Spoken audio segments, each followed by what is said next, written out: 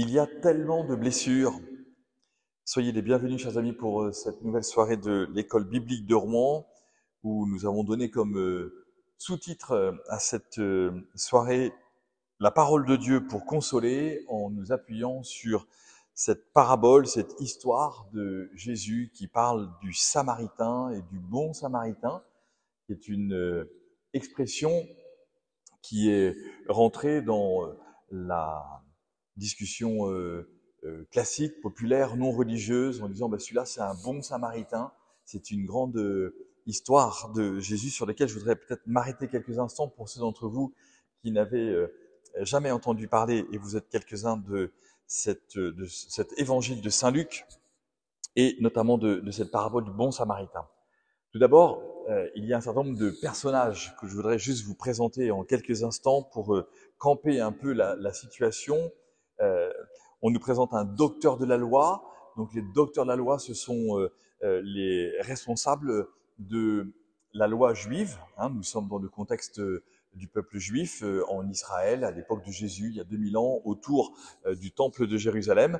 Et donc ces docteurs de la loi suivent Jésus pas à pas, parce que à l'époque de Jésus, depuis environ 60-70 ans, non seulement il y a eu l'invasion romaine qui fait penser que Dieu a abandonné son peuple, et en même temps, il y a une arrivée d'un certain nombre de messies, de figures messianiques, de gens dont on pense qu'ils vont être les libérateurs du peuple d'Israël, du peuple juif, pour permettre que les Juifs puissent à nouveau retrouver la pleine liberté d'action, de prière comme peuple juif. Et donc les docteurs de la loi ont une espèce de mission intense, c'est de vérifier, de suivre, un peu comme des services secrets, toutes ces personnes qui se lèvent au milieu d'Israël et qui disent « je vais libérer Israël, je vais faire quelque chose ». Et donc forcément, il y a des docteurs de la loi qui suivent Jésus, parce que cette figure de Jésus est une figure tout à fait déconcertante, et notamment parce que Jésus est en train, on le croit à l'époque, de lever une armée de pauvres et qui va se retrouver dans une situation, qui pourrait se retrouver dans une situation de très grands obstacles et de conflits avec les Romains. Et donc pour pouvoir être dans un conflit juridique positif, il faut que le chef général de ces armées de pauvres soit effectivement, lui, dans les clous des Juifs. Et donc, c'est la raison pour laquelle le docteur de la loi vient mettre Jésus à l'épreuve. Il va lui poser cette question importante: que dois-je faire pour avoir en héritage la vie éternelle, et qui est mon prochain?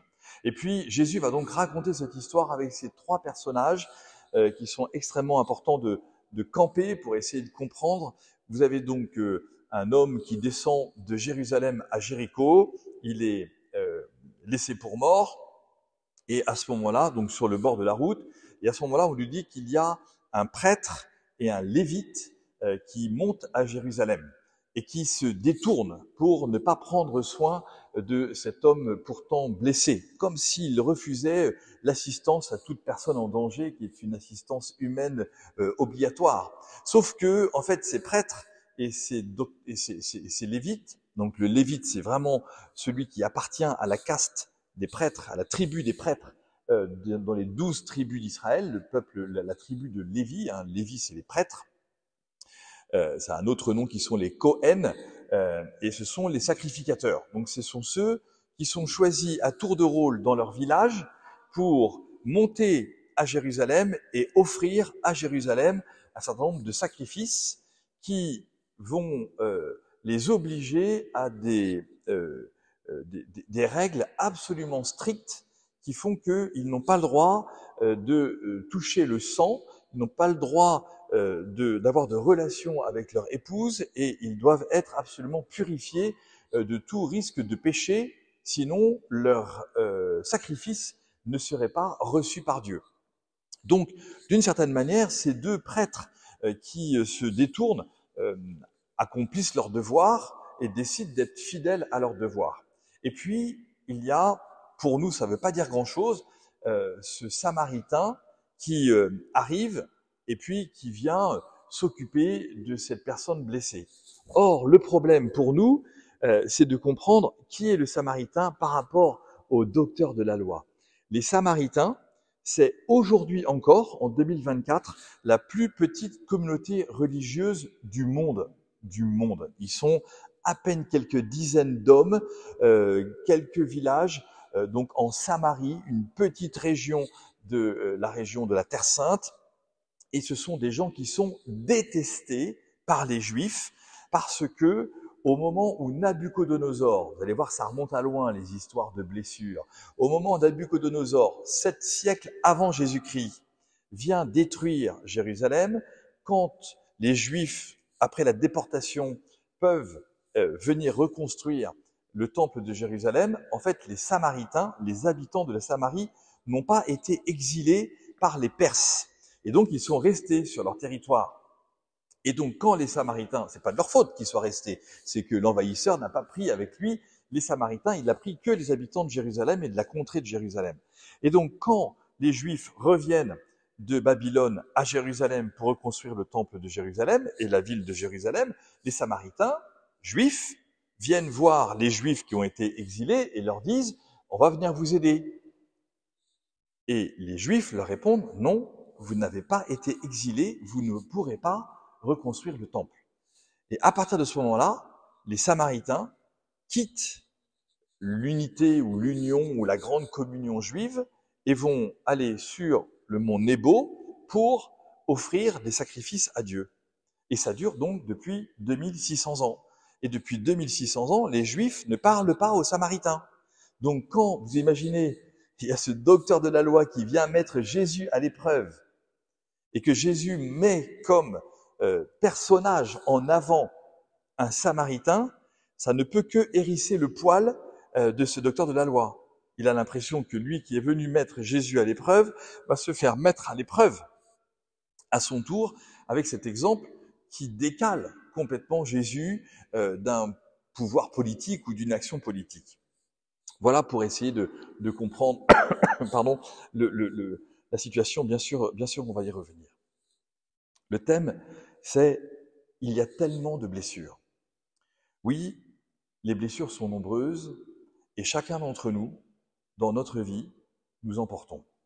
Et chacun d'entre nous, dans nos histoires de famille, dans nos histoires de travail, dans nos histoires personnelles, nous avons ces blessures qui parfois sont béantes, parfois arrivent un peu à se cicatriser, parfois se cicatrisent pendant quelque temps et puis s'ouvrent à nouveau. Nous avons l'impression que on pourrait lire notre histoire à partir de nos blessures. Nous avons l'impression que l'histoire du monde même n'avance qu'à partir de ces blessures et que on passe son temps finalement à être blessé, à se blesser, à guérir, à cicatriser et à être en convalescence ou bien être complètement handicapé à cause de ces blessures ou bien meurtri, mais en tout cas jamais au top de notre forme parce qu'il y a toujours à découvrir ou à accompagner ce qui est meurtri en nous. Donc on comprend cela. Chacun d'entre nous le comprend et en vous parlant, chacun d'entre nous ce soir a les images de ces blessures vieilles, anciennes, récentes, guéries, pas guéries, qui font la complexité de notre existence. Et donc cette complexité de notre existence, elle nous montre bien que puisque Jésus en parle dans l'Évangile, eh bien, il ne va pas se trouver dans la situation de supprimer la souffrance, de supprimer les blessures. Jésus ne supprime pas les blessures. Et donc, nous avons à entendre ce soir, dans ce « il y a tellement de blessures », des phrases de la Bible qui vont nous permettre de décaler peut-être notre point de vue, notre analyse de ces blessures de notre vie et de ces blessures de notre monde. La première grande citation, après bien sûr l'évangile que nous avons lu dans ce chapitre 10 de Saint Luc, c'est ce petit verset de l'Ancien Testament qui dit « Par ces blessures, par les siennes, par ces blessures, nous sommes guéris ». On trouve cette phrase dans le chapitre 53 du prophète Isaïe, le verset 5, Isaïe 53, 5, et on parle à l'intérieur de ce texte qui a 700 ans, on parle à l'intérieur de ce texte d'un serviteur souffrant qui va être massacré par des gens qui le détestent. on ne sait pas qui, on n'a pas le nom du serviteur souffrant, mais il y a des pépites qui nous font dire, nous les chrétiens, que à l'intérieur de ce texte, il y a comme une annonce du Christ qui souffre pour chacun d'entre nous, qui donne sa vie pour chacun d'entre nous et qui va nous sauver par ses propres blessures. Par ses blessures, nous sommes guéris. Mais nous sommes 7 siècles avant Jésus-Christ. Et donc, il est hors de question de simplement concentrer l'Ancien Testament sur la personne de Jésus en disant que tout annonce la personne de Jésus, même si c'est vrai. Parce qu'en vérité, dans la réponse de Jésus ce soir, dans l'histoire que Jésus montre à ce docteur de la loi, il lui montre que le Samaritain, lui aussi, va être celui qui va guérir cet homme blessé. Et donc, Jésus montre qu'en vérité, le cœur de notre vie à tous, c'est que nous n'avons pas l'exclusivité de la souffrance ou de la blessure, mais que cependant, il nous est donné, à certains moments de notre vie, d'avoir comme une exclusivité pour devenir les Samaritains de ceux qui ne vont pas bien, pour devenir les consolateurs de ceux qui sont blessés, de ceux qui pleurent, de ceux qui ont besoin d'aide. Donc on voit bien que la réponse de Jésus est une réponse qui est en mode d'ouverture. Oui, ce Samaritain va comprendre, le docteur de la loi, il peut faire le bien. Il peut faire le bien. Et même il le fait le bien. Et Jésus va renvoyer ce docteur de la loi en disant, va, et toi aussi fais de même. C'est-à-dire que Jésus va dire à ce docteur de la loi qui déteste, une fois encore, les Samaritains, tu peux devenir toi aussi comme le Samaritain pour effectivement accomplir ta vie et découvrir ce à quoi tu es appelé. Parce que le drame par rapport aux blessures, c'est que elles entraînent, nos blessures, naturellement, un repli sur nous-mêmes, un questionnement par rapport à notre propre existence et parfois même un éloignement de ceux que nous aimons ou de ceux qui nous aiment en les interdisant, en leur interdisant de s'approcher de nous parce que nous sommes trop blessés ou que nous avons trop blessé les gens. Et donc, finalement, cette grande question de la mise à l'épreuve, elle est pour chacun d'entre nous. Qui est mon blessé et qui est mon prochain? Parce que je vais alors découvrir que l'enjeu de la vie de tous les jours, de notre vie sur la terre, c'est pas de tourner en boucle sur mes blessures, mais d'entendre que malgré mes blessures, Jésus me dit « va et toi aussi fais de même ». Jésus, ne supprimant pas les blessures, ne supprimant pas les souffrances, nous donne une forme d'ouverture, comme si nos blessures, si profondes soient-elles, pouvaient devenir le lieu même de notre mission pour prendre soin de ceux qui nous entourent. Donc, ce que nous comprenons, c'est que les blessures sont en fait trop nombreuses pour limiter les soignants. Or, ce Samaritain jamais n'aurait pu être vu par ce docteur de la loi comme étant un soignant. Et reconnaissons-le, chacun d'entre nous, en fonction de notre histoire, de notre éducation, de ce que nous voyons, des épreuves que nous avons pu avoir, il y a des gens pour lesquels jamais on ira leur demander de l'aide, ou dont on pense pas qu'un jour on pourrait recevoir de l'aide de leur part, ou bien qu'ils pourraient devenir les accompagnateurs d'autres personnes. Mais en fait, l'enjeu, grâce à l'Évangile, c'est de découvrir que la mission de l'humanité, c'est de devenir samaritain, samaritaine. La mission de l'humanité, notre mission à chacun d'entre nous, c'est d'être des samaritains parce que toute notre vie, nous allons voir des gens qui ne vont pas bien et que plutôt que de regarder nous là où nous n'allons pas bien et où nous essayerions de nous en sortir par nous-mêmes, eh bien, Jésus nous montre un chemin autre qui n'est pas un chemin sur nos blessures, mais un chemin d'ouverture à ceux qui ne vont pas bien. Ce qui veut dire qu'il y a là pour nous les chrétiens, et je pense à vos enfants qui vont être baptisés dans quelques semaines, c'est un très très grand mystère, nous avons à l'intérieur de cette page de l'Évangile, en fait, un effacement de Jésus. Jésus lui-même ne se présente pas comme étant le Samaritain. Jésus lui-même ne prend pas de positionnement pour parler de lui-même. Il s'efface encore et encore. Il n'est pas visible dans le Samaritain. Le docteur de la loi n'est pas capable de dire « Ah bon, mais c'est de toi dont tu parles » de manière cachée. Non. Jésus accepte, après avoir déjà abandonné sa condition divine, d'abandonner la reconnaissance de sa condition de thérapeute de nos âmes, de sauveur de notre existence, de celui qui nous connaît, jusqu'à prendre nos péchés sur ses épaules et à en mourir.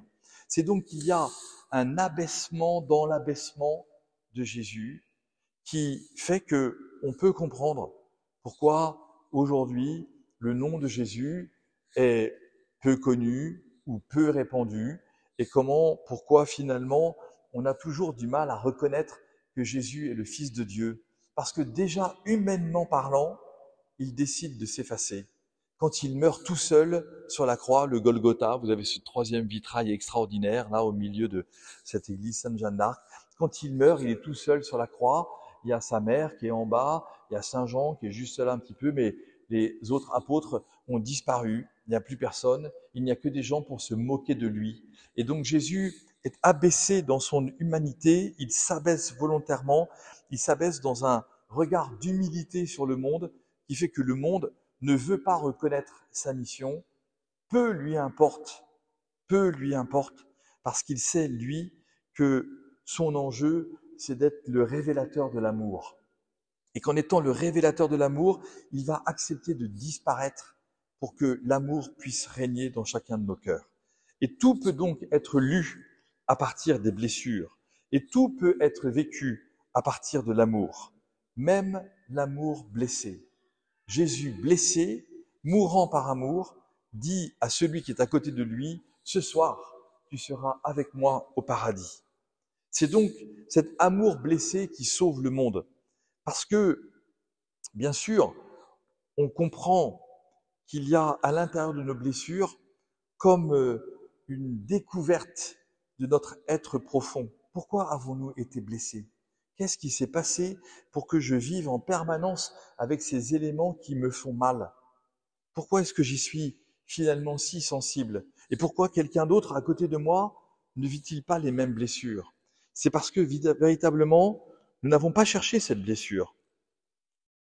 Et nous savons que nous ne pourrons pas nous en sortir tout seuls. Et ne pouvant pas nous en sortir tout seuls, eh bien, nous avons besoin d'un rédempteur. Ce rédempteur, ça va être celui qui s'efface. Et celui qui s'efface va nous permettre de comprendre quelle est notre mission sur la terre. Finalement, ce docteur de la loi qui met Jésus à l'épreuve, c'est une épreuve pour Jésus, cette question. Parce que Jésus aurait pu répondre « Je vais te montrer qui je suis ». Et on aurait été obligé de croire en Jésus. Et comme Jésus ne répond pas sur qui il est, lui, mais en décalant complètement, alors qu'il est juif, une histoire pour parler des Samaritains, l'épreuve pour Jésus, dans son humanité, c'est d'accepter lui-même de s'auto-effacer de l'histoire de l'humanité pour permettre que chacun puisse découvrir sa vocation profonde. C'est-à-dire pour que chacun puisse, en entendant cette parole, cette histoire que Jésus raconte, peut-être pas tant se mettre à croire en Jésus que se mettre à effectivement découvrir sa vocation et répondre à l'appel de Dieu de servir ceux qui nous entourent et qui sont en souffrance. Le prêtre et le lévite ne pouvaient pas s'effacer.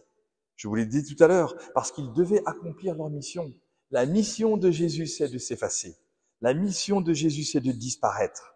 La mission de Jésus, c'est de prendre soin de ceux qui sont en souffrance et qui ont besoin d'un regard, d'une aide, d'une assistance, d'une présence forte.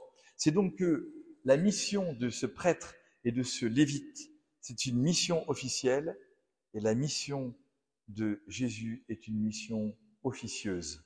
C'est la raison pour laquelle Jésus dira à un autre moment dans l'Évangile, quand tu veux prier Dieu ton Père, mets-toi dans ta chambre et là ouvre-lui ton cœur et il voit ce qu'il y a dans ton cœur. Dieu voit dans le secret ce qui habite ton cœur. Ces hommes, on le comprend, sont en fait légalistes, ils sont fidèles à leur mission. Et il n'y a pas de jugement posé sur eux. Jésus pose pas de jugement. Jésus ne dit pas que ce prêtre et ce lévite ont tort ou qu'ils auraient pu passer outre les obligations religieuses dans lesquelles ils étaient engagés. Non, ils ont raison. C'est le lieu du salut, le lieu de l'offrande. Ils vont à Jérusalem. C'est là qu'ils vont prier. Et en priant, ils vont permettre au peuple d'avoir ses prières accomplies et exaucées. L'autre élément qui est important à comprendre, c'est qu'on nous dit qu'un homme va de Jérusalem à Jéricho. Cette image est absolument fondamentale, là encore, parce que c'est l'image de Jérusalem, c'est le paradis. Si un jour vous avez la chance ou la grâce ou le bonheur d'aller à Jérusalem, quand on arrive à l'endroit même du temple de Jérusalem, là où il n'y a plus que le mur de Salomon, les Juifs ont écrit dans toutes les langues compréhensibles, anglais, français, grec, latin, hébreu. Ici, le monde a été créé. Ici, au début, c'était le paradis. Et donc, on nous dit qu'un homme va de Jérusalem à Jéricho. Et le problème de Jéricho, vous le savez, c'est pas un problème d'ailleurs, c'est que Jéricho, dans le monde, c'est la ville la plus profonde de la terre. Elle est dans une crevasse.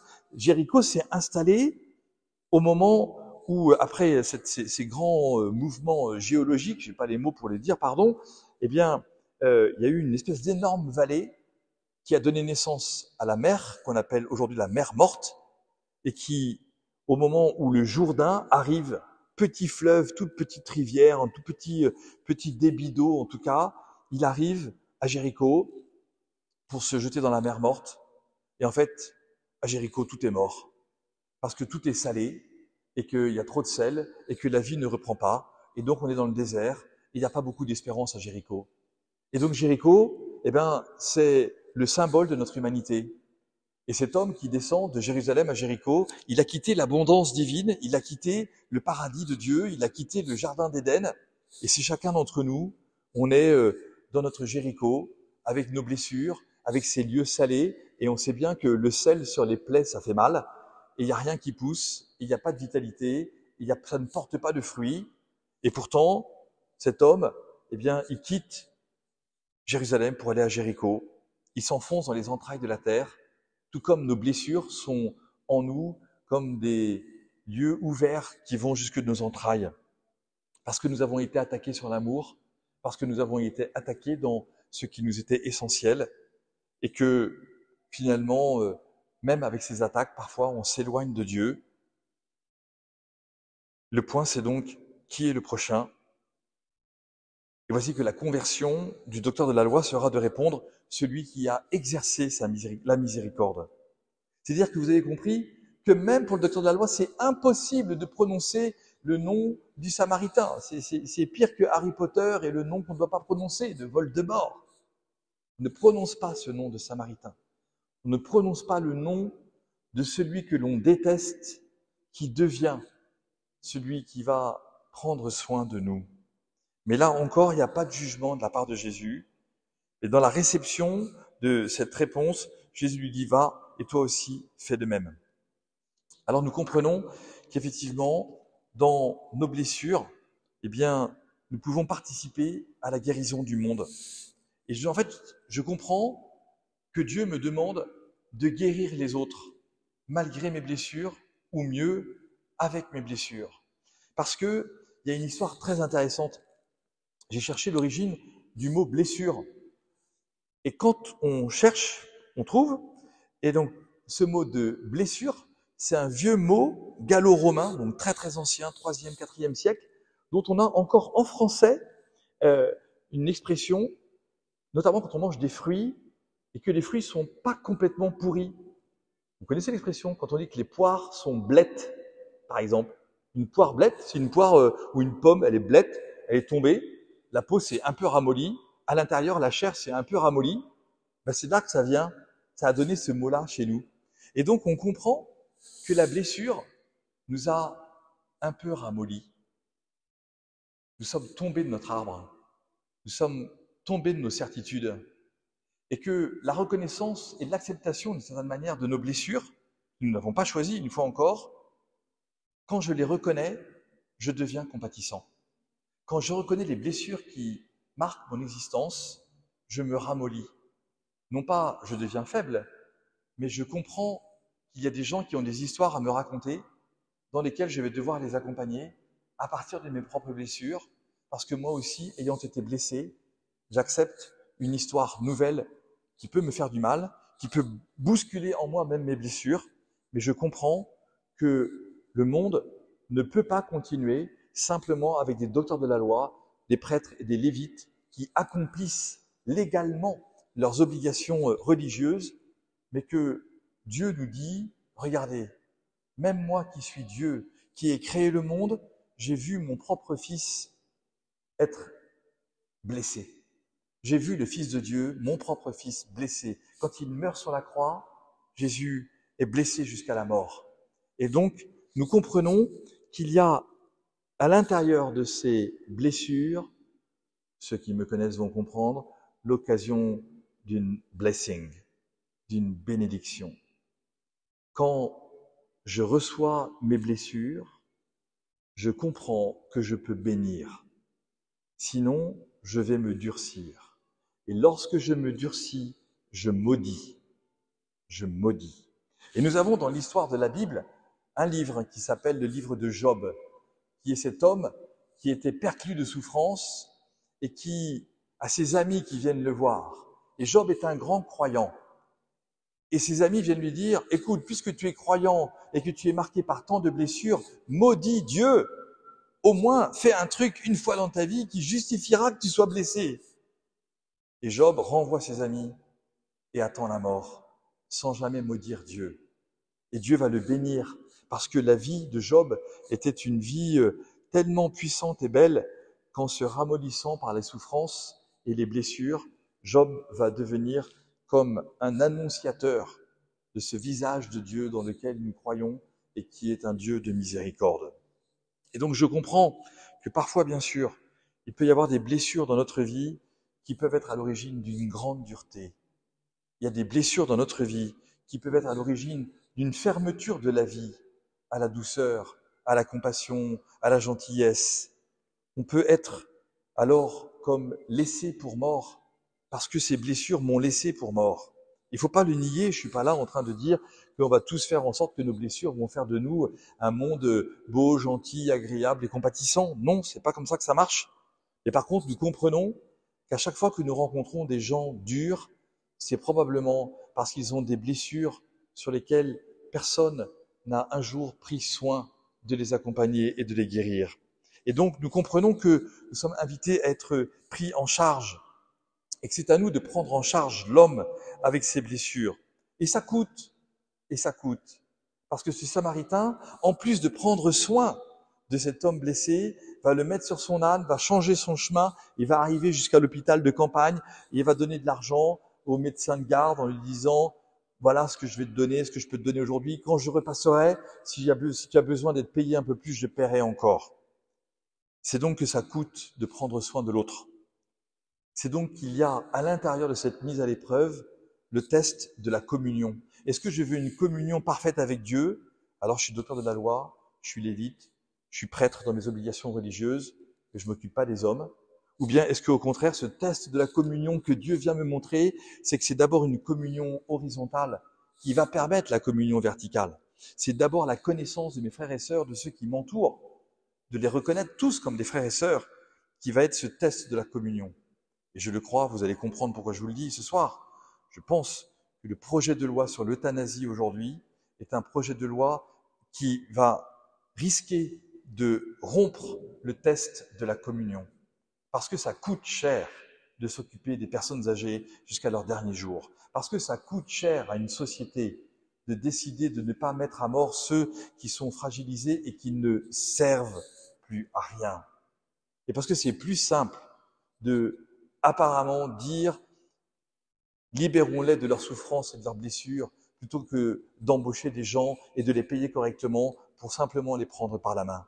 Parce que ça coûte cher à nos sociétés tellement riches de s'occuper de ceux qui ne servent à rien quand on dit à nos enfants tu dois travailler à max pour servir à quelque chose. Parce que c'est un vrai choix de société. et que le choix des chrétiens aujourd'hui, c'est le choix de la communion, et que malheureusement, ce choix qui va être pris, nous l'espérons pas, ce choix qui risque d'être pris dans les jours et les semaines à venir, est une rupture de civilisation, c'est une rupture de communion entre nous. Parce que forcément, nous le savons bien, ce sont les plus petits et les plus pauvres qui n'auront jamais accès à ces soins palliatifs dont nous, les plus riches, nous aurons le droit parce que nous saurons les demander et que nous aurons quelqu'un pour nous tenir par la main jusqu'à la fin de nos jours.